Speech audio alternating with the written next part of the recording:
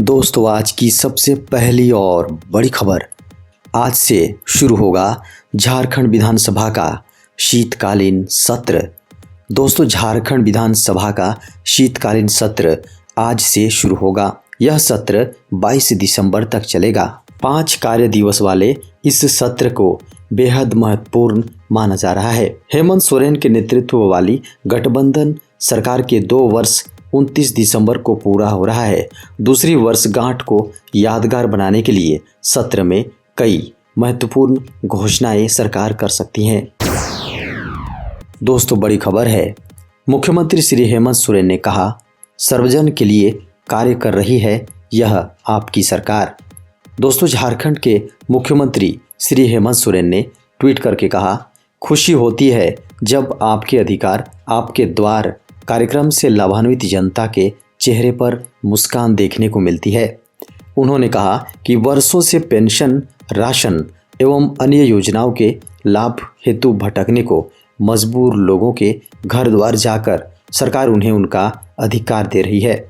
यह आपकी सरकार है, सर्वजन के लिए कार्य कर रही है। झारखंड हाईकोर्ट में शुरू हुआ लाइव प्रसारण। दोस्तों झारखंड हाईकोर्ट की अदालती कार्यवाही का बुधवार से सीधा प्रसारण शुरू हो गया। ये सुविधा बहाल करने वाला देश का 6ठा हाईकोर्ट है।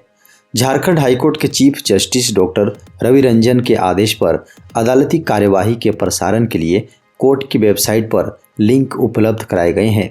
फिलहाल ये प्रसारण ट्रायल के तौर पर शुरू किया गया है, जिसके तहत वर्चुअल कोर्ट की कार्यवाही कोई भी व्यक्ति दिए गए लिंक पर जाकर देख सकता है। झारखंड के मुख्यमंत्री श्री हेमंत सोरेन ने कोल्हान से किया सहाय योजना का शुभारंभ। दोस्तों झारखंड के मुख्यमंत्री हेमंत सोरेन ने कोल्हान से सहाय योजना का शुभारंभ किया। सहाय योजना के जरिए प्रथम चरण में नक्सल प्रभावित चाईबासा, सरायकेला खरसावां, खूंटी गुमला एवं सिमडेगा के 14 से 19 वर्ष के 72,000 युवक युवतियों को खेल के क्षेत्र में अपना हुनर दिखाने का मौका मिलेगा। पंचायत, वार्ड, प्रखंड एवं जिला स्तर तक खेल में प्रतिभाशाली युवाओं को हॉकी, फुटबॉल, वॉलीबॉल, एथलेटिक्स समेत अन्य खेलों में अपना हुनर दिखाने का मौका मिलेगा। झारखंड में विद्यालय खुलने का बदला समय। झारखंड के स्कूली शिक्षा एवं साक्षरता विभाग ने प्राइमरी और मिडिल स्कूलों के खुलने और बंद होने के समय को लेकर नया आदेश जारी किया है। स्कूली शिक्षा और साक्षरता विभाग के आदेश में कहा गया है कि झारखंड में सभी विद्यालय सुबह 8 बजे से दोपहर 2 बजे तक खुलेंगे, लेकिन शिक्षकों को दोपहर 2 बजे तक स्कूल में ही रहना होगा। इस संबंध में सभी जिलों को निर्देश दे दिए गए हैं। इससे पहले प्राथमिक शिक्षा निदेशालय ने सर्दियों के मौसम में नवंबर से फरवरी तक सुबह 9 बजे से दोपहर 3 बजे तक विद्यालय खोलने का निर्देश दिया था। दोस्तों बड़ी खबर है, देश भर में ओमिक्रॉन के मामले बढ़कर हुए 64। दोस्तों तेलंगाना और पश्चिम बंगाल में ओमिक्रॉन के मरीजों के मिलने के बाद देश में इसके कुल मामलों की संख्या बढ़कर 64 हो गई है। इससे पहले मंगलवार को महाराष्ट्र में ओमिक्रॉन के 8 नए मामले सामने आए थे। ओमिक्रॉन के सबसे अधिक मामले महाराष्ट्र में ही हैं। ओमिक्रॉन के 77 देशों में मामले सामने आए हैं। WHO ने मंगलवार को इसकी जानकारी दी। मंत्री मिथिलेश ठाकुर ने किया दुबे मरहटिया पैक्स का उद्घाटन। दोस्तों झारखंड के मंत्री मिथिलेश कुमार ठाकुर ने तिवारी मरहटिया में दुबे मरहटिया पैक्स का उद्घाटन किया। इस अवसर पर लोगों को संबोधित करते हुए उन्होंने कहा कि विगत वर्ष FCI के माध्यम से धान क्रय करने में घोर लापरवाही बरती गई थी, जिसमें किसानों को काफ़ी परेशानियों का सामना करना पड़ा था। किसानों की परेशानियों को देखते हुए इस वर्ष पैक्स के माध्यम से धान क्रय करने का फैसला सरकार ने लिया है, जिसका शुभारंभ आज तिवारी मरहटिया गांव में हो रहा है। केंद्र ने झारखंड के 2 मेडिकल कॉलेजों में दी एडमिशन की अनुमति। केंद्र सरकार ने झारखंड के 2 मेडिकल कॉलेज पलामू और हजारीबाग मेडिकल कॉलेजों में नामांकन की अनुमति दी है। स्वास्थ्य मंत्री श्री बन्ना गुप्ता ने अपने ट्विटर हैंडल पर इस बात का जिक्र किया है। उन्होंने कहा कि खुद केंद्रीय स्वास्थ्य मंत्री मनसुख मांडविया से आग्रह किया था और कहा था कि झारखंड के बच्चों के फ्यूचर के बारे में ध्यान रखते हुए इस दिशा में पहल हो। उसके बाद केंद्र सरकार ने इन दोनों मेडिकल कॉलेजों में नामांकन की अनुमति दी। उन्होंने कहा कि सरकार यह सुनिश्चित करेगी कि मेडिकल कॉलेजों में बेहतर एकेडमिक माहौल बने। इसके लिए जो भी संसाधनों की आवश्यकता पड़ेगी सरकार उसे हर हाल में पूरा करेगी। मुख्यमंत्री श्री हेमंत सोरेन ने की घोषणा, झारखंड में खुलेगी डिजिटल स्किल यूनिवर्सिटी। झारखंड के मुख्यमंत्री श्री हेमंत सोरेन ने घोषणा की है कि कौशल विकास और उद्यमिता को बढ़ावा देने के लिए जल्द ही एक डिजिटल कौशल विश्वविद्यालय की स्थापना की जाएगी।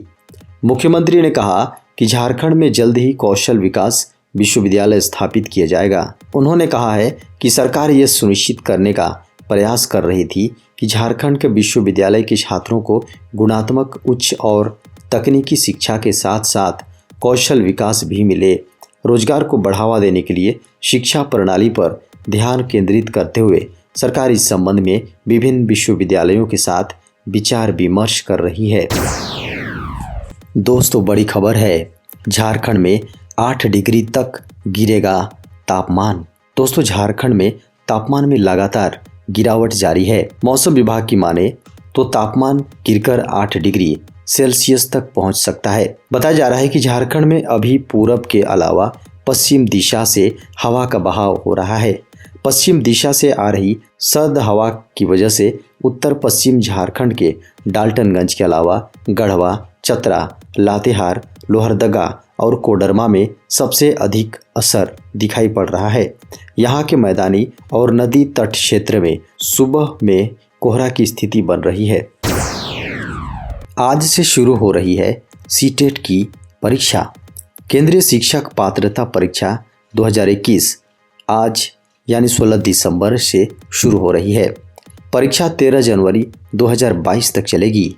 एग्जाम का आयोजन राष्ट्रीय परीक्षा एजेंसी की ओर से किया जा रहा है और एडमिट कार्ड जारी कर दिया गया है। अभ्यर्थी आधिकारिक वेबसाइट ctet.nic.in से एग्ज़ाम एडमिट कार्ड डाउनलोड कर सकते हैं। सीटेट एग्ज़ाम 2021 में 2 शिफ्ट में आयोजित की जाएगी, जिसमें पहली शिफ्ट सुबह 9:30 बजे से 12 बजे तक चलेगी। वहीं दूसरी शिफ्ट 2:30 बजे से शाम 5 बजे तक चलेगी। बता दें कि एग्ज़ाम कोरोना के नए वेरिएंट ओमिक्रॉन के खतरों के बीच आयोजित की जा रही हैं। ऐसे में एग्ज़ाम के दौरान सख्त कोविड प्रोटोकॉल अपनाए जाएंगे। इसके अलावा उम्मीदवारों के लिए कुछ जरूरी दिशा निर्देश भी जारी किए गए हैं। छात्रों को इसका पालन करना अनिवार्य होगा। देश में पिछले 24 घंटे में मिले कोरोना के 6,984 नए मामले। भारत में एक दिन में कोविड-19 के 6,984 नए मामले सामने आने के बाद देश में संक्रमितों की संख्या बढ़कर 3,47,10,628 हो गई है। वहीं उपचाराधीन मरीजों की संख्या घटकर 87,562 हो गई है। स्वास्थ्य मंत्रालय की ओर से बुधवार सुबह 8 बजे जारी किए गए अद्यतन आंकड़ों के अनुसार देश में 247 और मरीजों की मौत के बाद मृतकों की संख्या बढ़कर 4,76,135 हो गई। देश में लगातार 48 दिन से कोविड-19 के दैनिक मामले 15,000 से कम सामने आ रहे हैं। उपचाराधीन मरीजों की संख्या घटकर 87,562 हो गई है, जो संक्रमण के कुल मामलों का 0.25% है। बता दें कि यह दर मार्च 2020 के बाद से सबसे कम है। दोस्तों, बड़ी खबर है, नए चुनावी सुधारों के तहत आधार से जुड़ेगी वोटर आईडी।